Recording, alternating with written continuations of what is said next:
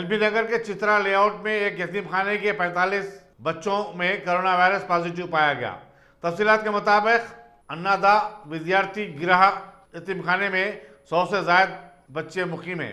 बुखार और दूसरी अलामत पाए जाने के बाद उनके कोविड-19 टेस्ट किए गए, जिसके बाद इस बात का पता चला।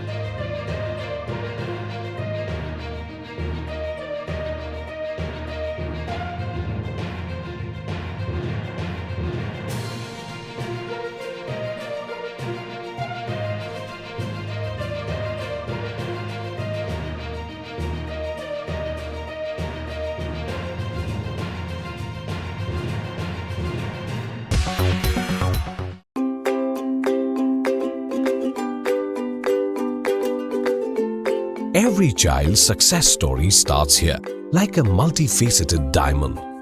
Every student who steps into Success School shines with brilliance, sculptured by teachers polished to perfection. If opportunity does not knock, I will build a door. To us, success comes in cans, not in can'ts. Success is falling 9 times, getting up 10. Some people dream of success, others put their heart and soul into working for it.